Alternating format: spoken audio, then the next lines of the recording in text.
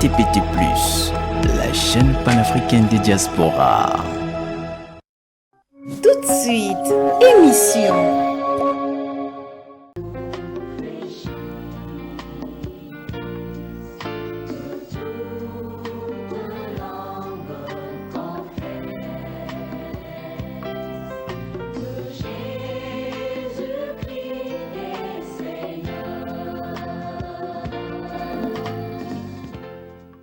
Bonsoir, bonsoir, frères et sœurs dans le Seigneur. Soyez bénis partout où vous êtes scotchés à suivre à bon escient votre émission de préférence, le décret de l'Éternel, présenté par l'église La Saine Doctrine, 6 au quartier Makayabou, 418.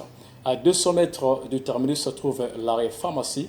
Juste après la pharmacie, vous avez la première ruelle de la ruelle, la 5e parcelle à gauche. Cette émission a pour but de dévoiler et condamner les œuvres de ténèbres dans l'Église de Christ, par l'obtention christocentrique de Christ à la croix, comme le stipule les saints écrits selon Philippiens chapitre 2, 9 à 11. Éphésiens chapitre 5, le verset 11. Nous allons bénir le Seigneur pour la grâce qu'il nous a encore offerte ce soir. Dieu notre Père, nous te bénissons ce soir parce que tu es souverain. Merci pour ce programme. Merci de ce que ton peuple sera encore béni par ta parole. Que la gloire, l'honneur revienne à toi. Au nom du Seigneur Jésus-Christ de Nazareth. Amen. Amen. Alors, bien-aimés dans le Seigneur, aujourd'hui, vraiment, ce sera donc ce boucle de ces grands thèmes qui est donc affiché en bas de vos écrans. La toile d'araignée s'installe de l'Orient à l'Occident. Et donc, pour en parler, nous sommes avec l'homme de Dieu dont le Seigneur le sait d'utiliser très puissamment dans cette vie de peau noire et partout ailleurs. En l'occurrence, le pasteur Anguin Roger, pasteur responsable et visionnaire de l'église La Saine Doctrine, accompagné de la servante de Dieu, la sœur Bénie. Bonsoir, pasteur. Bonsoir, mon bien-aimé Gervais. Et bonsoir, ma sœur. Bonsoir, mon frère. Alors, pasteur Anguin Roger, votre mot à l'endroit du peuple de Dieu, question de leur saluer. Non, je bénis le Seigneur pour la Sainte Doctrine qui nous donne toujours cette opportunité Alléluia. de venir toujours annoncer les oracles du Seigneur. Et n'oublions pas les bien-aimés qui sont à Brazza. Alléluia. Saluons le couple Maoundi. Amen. Que le Seigneur bénisse. Alléluia. Et nous saluons aussi d'autres bien-aimés qui sont là-bas à Brazza, jusqu'en RDC, qui sont vraiment scotchés toujours pour le décret de l'Éternel. Alléluia. N'oublions pas tout le monde. Et les hommes de Dieu qui sont en train de faire, qui sont en train d'accomplir la même mission, Alléluia. qui aiment vraiment le décret de l'Éternel. Vraiment que le Seigneur nous bénisse. Gloire soit rendue à Dieu, bien-aimé dans le Seigneur. Alors, il ne serait pas bon de nous appeler en direct.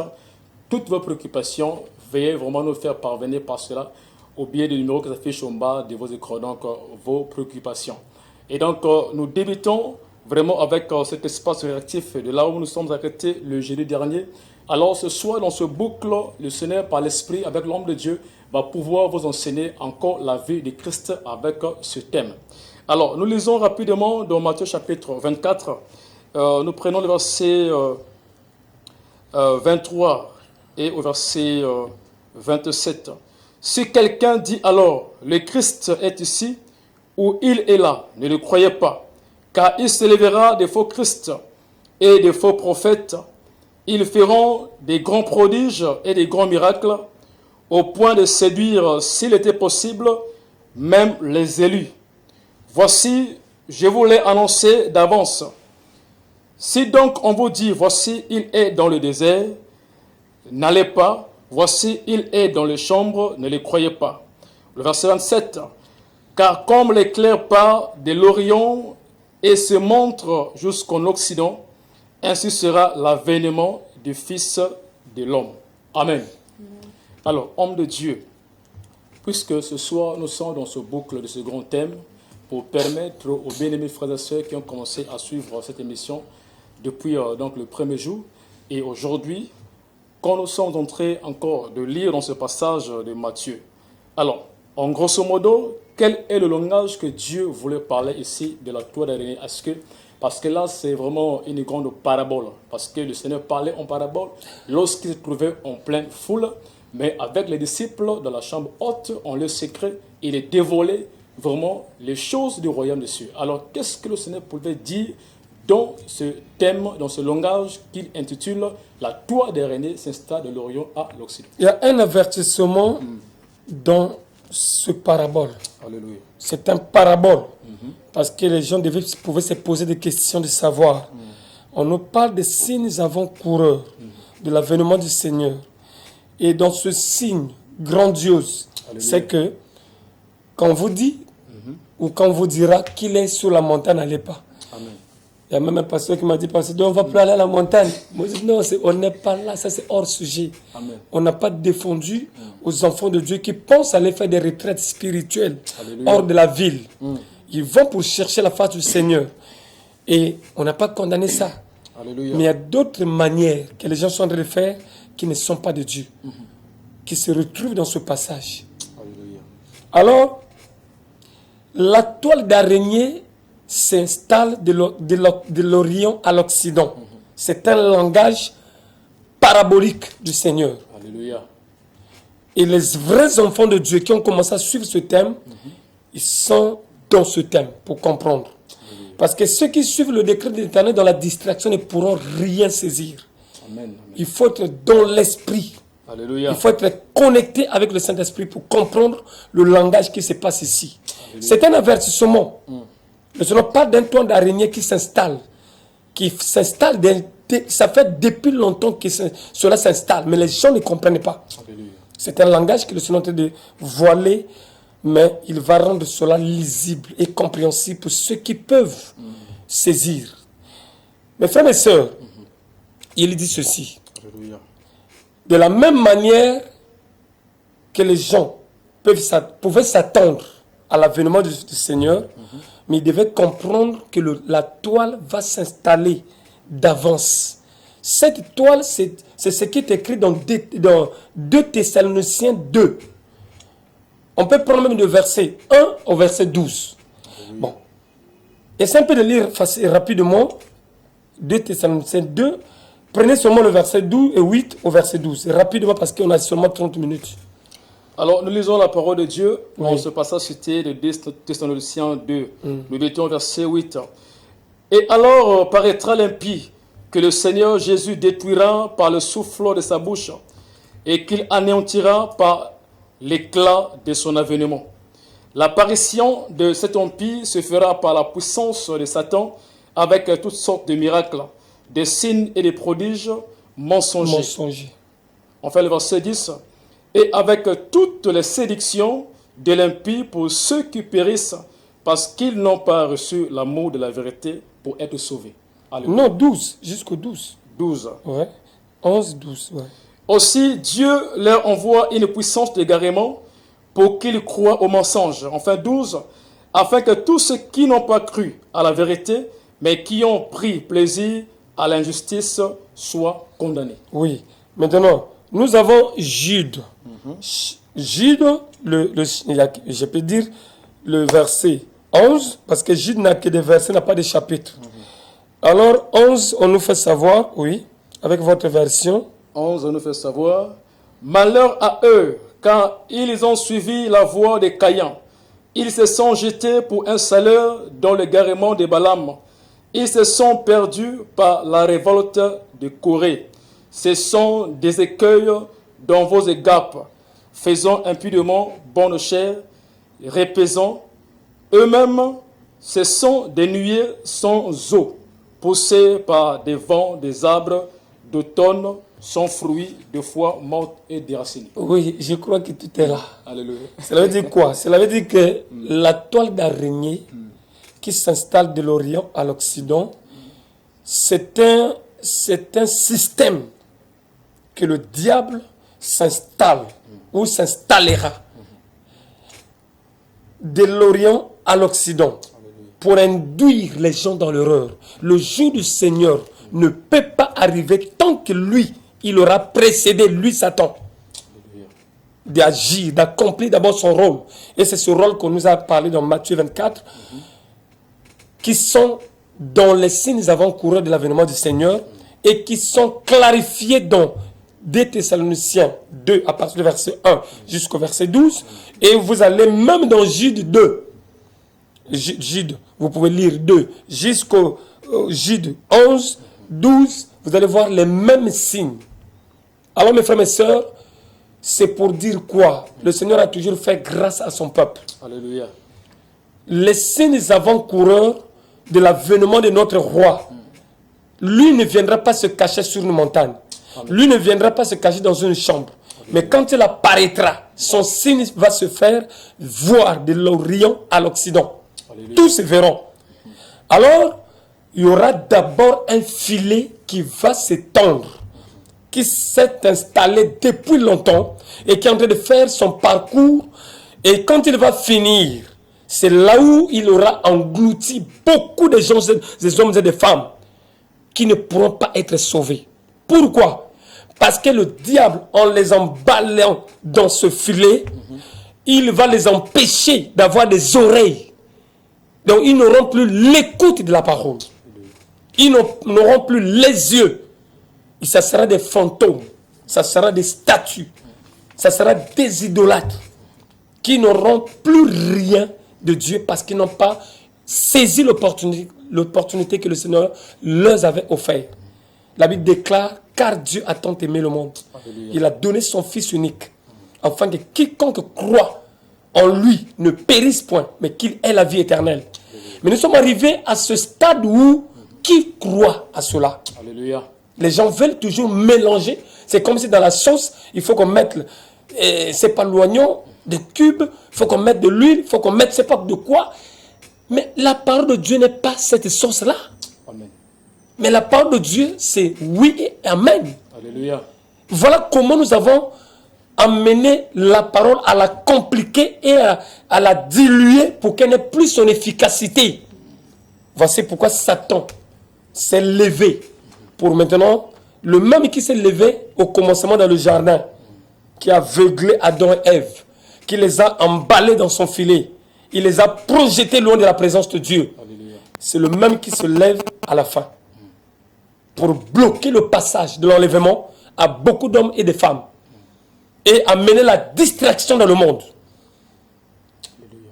Voilà. Alors, pasteur, ceux qui seront saisis, donc emballés dans ce toit d'araignée, est-ce que ce sont ceux-là qui n'ont pas été, c'est-à-dire reçu la grâce d'avoir un nom inscrit dans le livre de vie? Ou ça sera elle ensemble et des élus? Parce que le Seigneur a dit, les élus ne seront pas séduits. Israël, ce sont les élus de Dieu. Alléluia. Quand on parle de la guerre, la dernière guerre mondiale, qui va se déclencher, la guerre des hommes peut avoir lieu. Les gens peuvent compter. La première guerre, deuxième guerre, troisième guerre qui est peut-être en train de guetter aujourd'hui. Mais quand on parle de l'Armageddon, cette guerre-là, ça va se déclencher au sujet de l'idolâtrie. C'est le sujet de l'idolâtrie, du faux message, qui va exploser cette guerre. Parce que ça va se déclencher en Israël. Vous voyez? Et ça va se généraliser partout dans le monde entier. Alléluia. D'une manière physique et spirituelle. Il y a deux camps. Alléluia. Le monde est séparé spirituellement en deux camps, comme physiquement. Mais pour cette guerre biblique, ça sera en Israël que ça va déclencher. Pourquoi? Parce que les Juifs, tu peux amener un Juif, tu peux même le torturer pour le faire plier devant toi, pour qu'il se prosterne devant toi. Il n'acceptera pas, quelle que soit ta puissance, quelle que soit ta royauté. Le Juif n'accepte pas à se courber devant un individu. Lui se courbe seulement devant le Dieu d'Israël. Voilà le problème. Alléluia. Maintenant, il sera imposé à ces Juifs d'accepter que moi je suis votre Dieu. Alléluia. Le diable est là. Voilà, il va apparaître selon la parole de Dieu. Il faut qu'il arrive à... C'est pourquoi de Thessaloniciens, c'est un passage riche. Il dit que l'avènement ne peut pas avoir lieu tant que cet homme-là se lève dans le temple, s'asseye sur le trône. Alléluia. La place honorée, la place honorifique pour Dieu. Et se proclamer lui-même Dieu. C'est ce qui va faire déclencher. Alléluia. C'est ça le problème. Vous avez souligné un point très important, la sœur a posé la question, que le monde est séparé en deux temps. Donc la première phase, c'est la phase spirituelle et la phase physique. Maintenant, et l'idolâtrie qui prône dans les églises et les familles et le monde des religieux aujourd'hui. Maintenant, pour les peuples de Dieu qui nous écoutent ce soir, comment faire pour savoir exactement si ça c'est la phase de l'idolâtrie, la phase de l'antéchrist et la phase de Christ? Frère, nous sommes déjà entrés dans la phase de l'antéchrist. Alléluia. L'antéchrist avait fait sa pénétration dès lors que les gens avaient déjà reçu. Lui, il a préparé le terrain. Le Seigneur, avant d'atterrir sur la terre, le Seigneur a préparé son terrain. Amen. Le Seigneur est allé jusqu'à préparer d'abord le terrain par le foyer de Siméon, non, de Zacharie, Zacharie, amen. pour que le préparateur rentre en fonction, Jean-Baptiste, Alléluia. qui est Malachie 4. Il ne pouvait pas rentrer en fonction sans que la place lui soit la route lui soit aplanée par le dernier prophète, selon le dernier prophète de l'ancienne alliance, qui venait pour clôturer l'alliance mosaïque, pour faire entrer le Seigneur dans le temple spirituel. Donc, le temple, le vieux temple, puisque c'est même écrit, mais les gens n'ont pas fait attention. Donc, AG 2, si je ne me trompe pas, ils ont dit que la gloire du second temple sera plus glorieuse que la première temple, que le premier temple. Ouais. Parce que l'ancien temple, le premier temple était matériel. Et le Seigneur, c'est pourquoi dans le vieux temple, il fallait qu'il ait les emblèmes des anges, Alléluia. les archanges sur le coffre d'alliance. Et qu'il y ait quelqu'un une fois dans l'année qui pouvait rentrer là-bas. C'est maintenant différent. Maintenant, le souverain sacrificateur, hier qui était Caron, aujourd'hui, les choses ont changé. La prêtrise, l'ancienne loi du culte a été modifiée, changée. Automatiquement, la loi de la prêtrise, la loi selon le culte, devient maintenant spirituelle et non physique. Donc Dieu fait son entrée dans le temple qui est notre corps. Donc c'est nous, toi et moi, nous qui sommes ici et ceux qui nous suivent, nous sommes l'église de Dieu. Quand on parle de l'église de Dieu, on ne parle plus des bâtiments. On parle des hommes et des femmes qui ont accepté Jésus-Christ comme Seigneur et Sauveur. Voilà. Mais vous avez libéré une parole vraiment Il y a toujours des paroles qui vont sortir, frère. Mais les minutes, on a seulement 30 minutes. Le dépôt, ça le sur le. C'est tellement émouvante parce que c'est paradoxal. Ça va créer vraiment de l'homophobie dans le monde chrétien et religieux. Vous avez parlé de Malachie 4. Parce que vous avez dit que Malachie 4 est le dernier prophète. C'est celui qui a reçu l'onction et l'esprit d'Élie. Donc Jean-Baptiste. Voilà. Mais C'est quelque part, clair. nous écoutons, il y a un autre Malachie 4 qui est arrivé. Ça, c'est le faux Malachie 4. Ah bon? Parce qu'il dit qu'il prépare l'entrée, la route pour le Seigneur. Il a plané le chemin. Et ce Malachie 4 ne devait pas naître d'une femme qui a bu le vin. Amen. Ouais. Donc le Seigneur avait déjà tout plané. Et son père aussi devait être pur, un serviteur de Dieu. Voilà. Et lui-même, il ne devait pas vivre au milieu des gens. Il devait avoir le caractère de Élie, de Tishbite. Parce que c'est le même esprit qui avait utilisé Élie, c'est le même esprit qui viendra l'utiliser, parce qu'à la fin, selon Apocalypse 11, on aura maintenant, selon Apocalypse 11, on aura maintenant la troisième dispensation de cet Élie-là qui reviendra, cette fois-ci avec le prophète Moïse. C'est parce que ce sont les deux oliviers que Israël va maintenir dans sa croyance jusqu'à l'enlèvement, puisque même après l'enlèvement, vous savez, la croyance de nos frères juifs, c'est la même avec nos frères musulmans. Ils sont pareils. Un musulman ne peut pas se courber devant un morceau de bois pour l'adorer. C'est vrai ça. Le caractère des juifs, c'est le même caractère des musulmans. Ils sont pareils. C'est pourquoi le Seigneur va penser à eux à la fin. Voilà. Il a fallu qu'il envoie Mohamed pour préparer les Arabes qui pouvaient croire en Dieu, mais dans cette branche. Et les Juifs aussi, ils sont retenus comme ça, à Élie et Moïse. Ils sont restés comme ça. Mais pendant ce temps, il va d'abord s'en occuper de sa femme à lui. Il va d'abord le récupérer et l'amener dans sa présence. Ensuite, il va maintenant s'en occuper des musulmans et des Juifs. Leur croyance c'est pareil, frère. Tu ne peux pas te positionner devant un musulman, lui dire que non, viens te courber ici. Il ne va pas te courber, mon frère. Il va accepter la guerre. Bon, mais puisque voilà. C'est comme ça. Il faut que les chrétiens comprennent ça comme ça. Il n'y aura pas la guerre. Mais de l'autre côté, ils n'acceptent pas que Jésus-Christ est le Fils de Dieu. Ils connaissent, un véritable musulman connaît que Jésus-Christ n'est pas le fils de Joseph. Il l'appelle fils de Marie. Ils connaissent que Jésus-Christ était crucifié, monté au ciel. Les musulmans connaissent. Ils connaissent la parole. Mais le croire étant Dieu, c'est là Voilà, même comme les juifs aussi ne peuvent pas croire, ils croient, ils savent. Même quand les gens partent là, je vais la LMTV, il y a des gens qui partent pour aller adorer et voir sur les traces de Jésus, ils voient. Mais les juifs n'acceptent pas qu'il est le Fils de Dieu. Parce à cause de ça qu'ils l'ont crucifié. Amen, amen. Alors, donc c'est maintenant à la fin, quand le Seigneur va récupérer son épouse, et c'est là où il va venir maintenant s'occuper de la discussion entre les musulmans et les juifs. Alléluia. Ils ont la même croyance, frère. Alléluia. Voilà. Oui, la sœur. Pasteur, comment se manifeste cette toile d'araignée de la vie de l'Église? Comment la toile d'araignée se manifeste dans la vie de l'Église? Je crois qu'après ce thème, si le Seigneur peut nous aider, nous allons monter encore un escalier. C'est comme si c'est le même langage, mais qui monte d'escalier. Oh mon Dieu, peut dire, ça reste 10 minutes. Gloire à Dieu. Tu dis, ah maman. Donc, comment l'Église peut éviter de rentrer dans la toile d'araignée? C'est quand l'Église reste stabilisée dans l'obéissance de la parole de Christ. Parce que l'Église appartient à Jésus-Christ. Amen. Amen. L'Église n'appartient pas à un homme. C'est pourquoi le Seigneur dit que sur cette pierre, je bâtirai mon Église. Même les portes du séjour de mort ne pourront rien contre cette porte. Donc elle est sécurisée. Parce que son sauveur est vivant. Alléluia. Voici pourquoi même quand on la combattait, on a vu le Seigneur se lever à la droite de la majesté divine. Alléluia. En homme, pour le récupérer vif. Alléluia.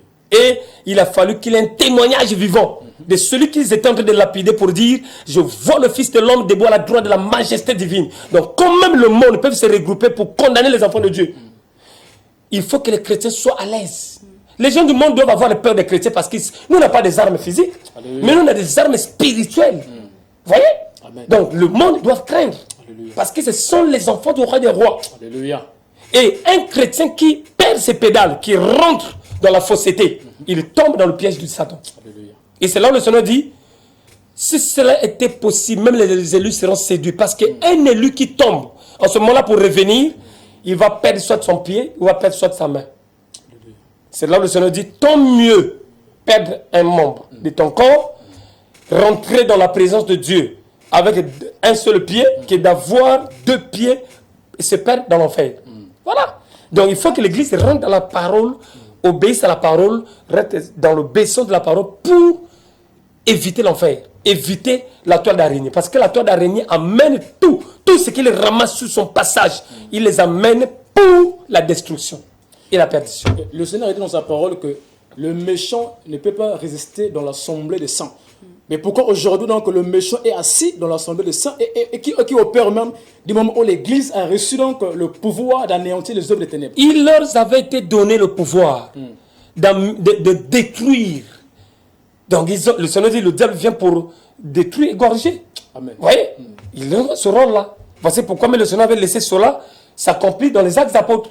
On a vu comment ils ont torturé les apôtres, comment ils ont tué les apôtres. Maintenant, aujourd'hui, quand le témoignage d'Étienne, c'est ce qui avait interpellé Satan et ses agents. Alléluia. Ils ont compris, non, en les tuant comme ils sont en train de les envoyer dans la présence de leur Père. Tant mieux les tuer spirituellement. Voici pourquoi le diable s'est infiltré dans le caractère de Caïn, dans le caractère de Balaam, dans le caractère de Corée, pour agir dans les 3 phases, selon ce que nous voyons dans Jude. Et c'est ce qui s'est accompli dans cette époque. Et voilà l'atmosphère de l'Église aujourd'hui. L'Église est dans quel stade? L'Église est dans ce stade auquel le chrétien est en train de mourir spirituellement sans se rendre compte. Alléluia. Alors, Par la distraction. Alors maintenant, pasteur, nous parlons de la femme Jézabel qui agit dans l'église de Thyatire. Alors, cette femme, elle est en train de séduire. Mais alors, cette femme représente, c'est-à-dire que de quel type de femme la Bible parle? Déjà, la femme Jézabel qu'on mentionne dans la Bible, elle a un caractère de rébellion, de désobéissance, d'insoumission. D'abord, l'Église, selon la parole de Dieu, est représentée par ce modèle femme, Amen. par ce corps femme. Alléluia. Alors, cette Église qui est devenue Jézabel, qui ne veut plus croire au Dieu véritable d'Israël, Alléluia. mais qui veut créer son propre Dieu. C'est ce qu'ils sont en train de voir. Ils sont en train de satisfaire là au désir de celui qu'on appelle l'araignée, qui se servent de sa toile pour emballer les hommes de la terre et les amener à la perdition. Alors, pasteur, quels sont les caractères d'un homme qui peut vivre avec Dieu? Les caractères d'un homme qui peut vivre avec Dieu, il brille par l'obéissance à la parole. Parce que la Bible déclare que l'obéissance vaut mieux les sacrifices. On nous fait savoir que ça nous reste 5 minutes. Alors, maintenant, la doctrine des Balaam, du moment où les serviteurs qui mangent les viandes sacrifiées aux idoles. Aujourd'hui, c'est des serviteurs qui mangent des sacrifices des idoles. Maintenant, qu'est-ce que le décret pouvait dire par rapport... Est-ce qu'ils sont emballés par cette toile d'araignée? La doctrine de Balaam, dans ce contexte, veut amener l'Église qui a déjà compris Dieu, qui a déjà obéi à Dieu, et qui commence maintenant, selon l'écoute, selon la nourriture qu'ils mangent maintenant de Satan. C'est-à-dire, passons par la phase du prophète Balaam, il leur emmène maintenant à manger les viandes sacrifiées aux idoles. Dans un caractère que nous pouvons mentionner ici, c'est comment les pasteurs aujourd'hui peuvent libérer l'espace de leurs églises à des femmes qui viennent mal habillées, des hommes qui viennent avec un comportement malsain et s'installer dans leurs églises au profit seulement de l'argent. C'est le caractère de Balaam. Parce qu'il avait mission, lui, d'induire les enfants de Dieu dans les erreurs et de donner les tuyaux à Satan, de les percer, de les détruire. Voici pourquoi ils peuvent se proclamer comme s'ils ont la solution. Ils les appellent au miracle, mais pendant ce temps, ils n'ont pas réellement le miracle. Alléluia. Ils ont le mensonge. Ils se servent comme Balaam, amener les enfants de Dieu à leur donner de l'argent dans le mensonge. Alléluia. Dire que moi j'ai reçu ceci de Dieu, alors qu'ils n'ont rien de contact avec Dieu. C'est pourquoi, selon Apocalypse, on nous promet que toutes ces gens-là qui ont suivi Balaam vont pleurer dans la punition qui leur attend, à moins qu'ils se répandent. Tu es serviteur de Dieu, mais tu sais que ton caractère, ton ministère n'a rien à voir avec Dieu. Tu le connais, tu le ressens dans ta conscience, mais tu continues toujours à travailler dans le même sens, dans la même direction, parce que tu veux seulement avoir de l'argent pour aller quelque part, pour évoluer, pour avoir à faire des affaires.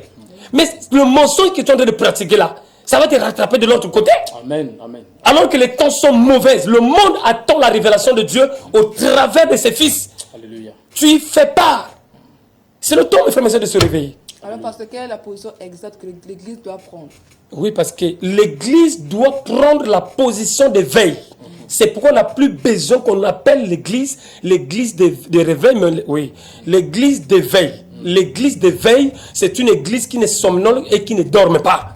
Et voilà comment, selon cette parole, la toile d'araignée a déjà envoûté beaucoup d'hommes. On commence à agir comme Caïn pour tuer son frère. Alléluia. Voilà un jeune frère qui chantait dans la ville de Pont-Noir qui était bien là. Mais il est mort. Pourquoi? Par poison. Vous voyez? Il y a un évangéliste qui venait à Pont-Noir qui avait visité même l'église. Mais il est mort par poison. Ça, c'est la pratique de Caïn qui est en train de s'intégrer dans les églises. Amen. On commence à tuer les amis pasteurs parce qu'ils sont dans la véritable parole. Ils vous empêcheraient d'avoir beaucoup d'âmes. Non. Mais moi aussi, j'ai peur même d'aller dans les invitations. Alléluia. Ah oui, parce que on dit déjà qu'il faut appeler pour qu'on te réserve la place. C'est pour qu'on poisonne le pasteur Roger. Alléluia. Ah, mes frères et sœurs, les enfants de Dieu doivent comprendre que l'espace qui nous est donné, ce temps de la fin, ce n'est pas pour se divertir. Alléluia. Ce n'est pas pour rentrer dans les caractères qui sont anti-bibliques, mais c'est pour l'opération de la repentance pour amener un grand lot dans le séjour de la présence de Dieu. Alléluia. De vider le séjour de l'enfer pour peupler le ciel. C'est la mission des serviteurs de Dieu, de travailler dans la communion, dans l'ambiance, dans l'harmonie, pour amener le peuple avec une seule parole, la repentance pour sauver des vies. Alléluia. Parce que le monde est englouti dans la toile d'araignée. Nous sommes limités par le temps parce qu'on nous fait signe que nous sommes arrivés à la fin. Alors pour chuter, alors homme de Dieu, que pouvez-vous dire aux frères et sœurs qui ont suivi depuis longtemps cette mission au travers de la toile d'araignée, qui ont été envoûtés et qui veulent revenir à Christ pour être sauvés? Nous avons des espaces et vous avez nos numéros de téléphone. Si vous voulez connaître beaucoup de choses sur la toile d'araignée, vous pouvez nous appeler par ces numéros et par la grâce de Dieu, on peut vous répondre. Et nous avons dans nos cultes de chaque vendredi les espaces de questions-réponses pour assiduer, pour maintenir l'église dans le chaud et dans la présence de Dieu. Ce sont des opportunités que le Seigneur donne. Ce que vous avez reçu, conservez cela et le reste, le Seigneur, je crois, parce que nous sommes rattrapés par le temps. Et le plus le dépendant de faire des signes, nous sommes obligés de s'arrêter. Que le Seigneur bénisse. Gloire soit rendue à Dieu, bien-aimés dans le Seigneur. Vous étiez très bénis ce soir par la parole de Dieu. Alors nous voici arrivés à la fin de cette émission qui a prôné beaucoup sur ce thème qui est affiché en bas de vos écrans. Alors donc, la Bible déclare, vous connaîtrez la vérité vous affranchira. L'église est située au quartier Makayabou, 418. À 200 mètres du terminus se trouve la pharmacie. Après la pharmacie, vous avez la première ruelle de la ruelle, la 5e parcelle à gauche. Nous avons culte tous les mercredis et les vendredis à partir de 15h30. Et chaque dimanche à 8h, nous avons le culte d'action des grâces. Votre émission, le décret, est présenté chaque jeudi soir à partir de 20h30 en direct sur la chaîne TPT. La rediffusion de cette émission, c'est tous les mardis à 21h30. Et pour ceux qui veulent vraiment soutenir l'œuvre de Dieu, peuvent appeler au numéro qui s'affiche en bas de vos écrans. Et pour ceux aussi qui veulent être en relève avec l'homme de Dieu, appelez après cette émission par ces deux numéros qui s'affichent en bas de vos écrans. Alors, si vous avez été scotché à suivre à bien ces images, c'est grâce à la grande équipe technique, c'est chapeauté aux caméras par Kevin le Différent et à la programmation par le DPILOS. Dieu vous bénisse. Seigneur, merci pour ton nom, merci pour ton temps favorable et magnifique. Merci pour cet espace et cette fenêtre que tu nous as permis d'annoncer tes oracles. Que toute la gloire revienne à toi seul. Bénis cette chaîne, bénis le PDG de cette chaîne, bénis leur projet, bénis tous les travailleurs au nom de Jésus-Christ et bénis de plus en plus tous les frères et sœurs qui ont été scotchés. Que leur vie soit sauvée au nom de Jésus-Christ de Nazareth. Amen. Amen. Que le Seigneur maintienne debout et nous sommes là debout jusqu'au bout. Alléluia. Par la grâce de Dieu, que le Seigneur bénisse. Alléluia. Que le Seigneur bénisse mon fils. Amen. Que le Seigneur bénisse ma fille. Que le Seigneur soit béni.